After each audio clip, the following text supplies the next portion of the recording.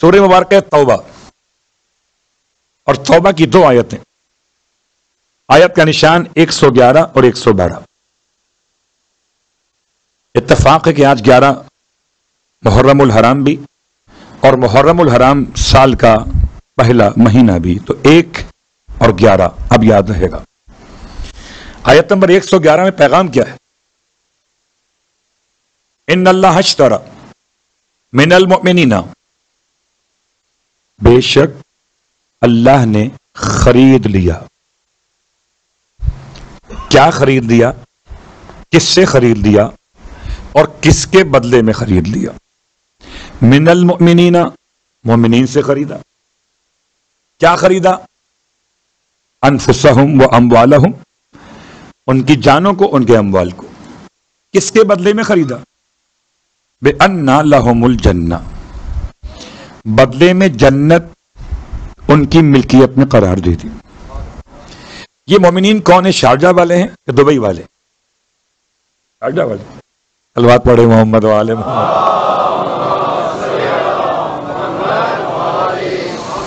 قبلہ آیت میں لفظ شارجہ نہیں ہے، کیا کروں؟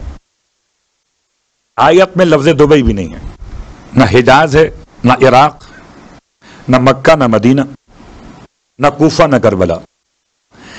آیت کا مزاج ایسا ہے کہ پیغام دیتی ہے صفات بتا بتا کر، اب خود ڈھونڈ لو کہ تم ان میں شامل ہو کہ نہیں ہو۔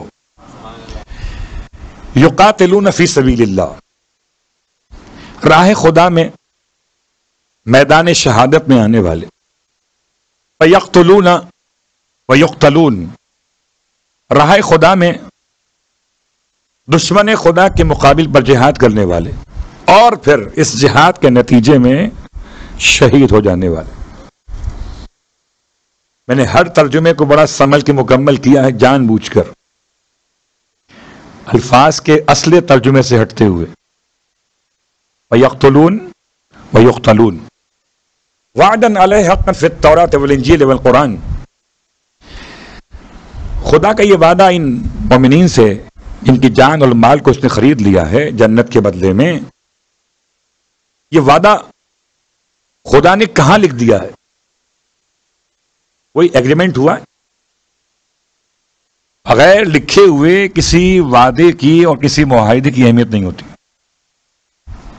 اسی لیے جب حضرت آدم علیہ السلام نے اپنی عمر کے 40 برس جناب داؤد کو دیے تو خدا نے لکھوا لیا، اور جب جناب آدم کی موت کا وقت آیا تو آپ نے ملک الموت سے سوال کیا کہ ابھی 40 سال باقی ہیں، ابھی کیوں آ گئے؟ تو وہ لکھی ہوئی تحریر کام آ گئی۔ اس کا مطلب یہ ہرگز نہیں ہے کہ خدا 40 سال دینے میں بخل کرتا تھا۔ جو خدا 2000 سال تک حضرت آدم کو وہاں رکھے، اس کے لیے 40 سال کی کیا حیثیت تھی؟ بتانا مقصد یہ تھا کہ اے آدمیو، تمہارے بابا بھی شاید بھول رہے تھے تو تم کہیں نہ بھول جانا، اس لیے اپنے معاہدے کو لکھ لیا کرو۔ یا جملہ سن لیجئے، یہ تو بات تھی آدم کی، اور آدم کے مقابلے پہ شیطان، تو موسیٰ کے مقابلے فرعون ہے، اور فرعون سے بھی لکھوایا گیا، اور لکھوا کے فرعون کی مہر اور دستخط اس سزا کے عنوان پر جو فرشتے پروردگار نے شکل بشر میں آ کے اس سے پوچھا کہ اے فرعون، اگر تیرا کوئی غلام ہو اور ایسا غلام جس پر تو انعام کرے اور وہ تیری حکم کی معصیت کرے، مخالفت کرے، تو انعام بڑھاتا جائے اور وہ معصیت کرتا جائے، تو فرعون بتا کہ ایسے غلام کے ساتھ مالک کیا سزا اختیار کرے۔ فرعون نے کہا اگر میرا بس چلے تو ایسے غلام کو پانی میں ڈبو کے مار دوں۔ کیا لکھ دے اسے؟ قبلہ دونوں باتیں ہیں۔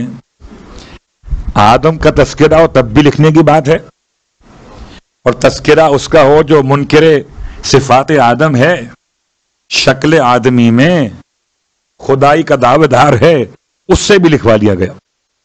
اب جب ڈوبنے لگا دریائے نیل کے اندر تو کہتا تھا ایسا چال باز انسان کہ پروردگار تو جانتا ہے میں کچھ بھی نہیں ہوں، تو ہی سب کچھ ہے، بچا لے مجھے۔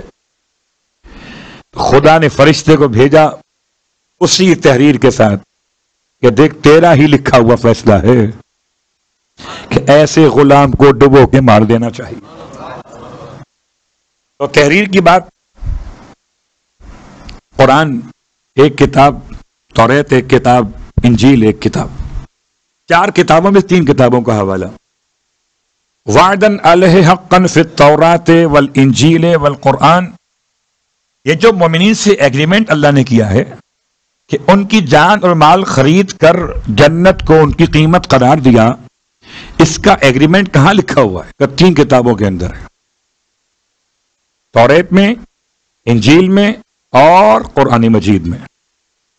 تو کتابیں تو 4 ہیں، کیا 4تھی کتاب میں خدا نہیں چاہ کے لکھے؟ وہ 3 کتابیں کتنی حسین ہیں جن میں لکھا گیا، 4تھی کتاب نہیں۔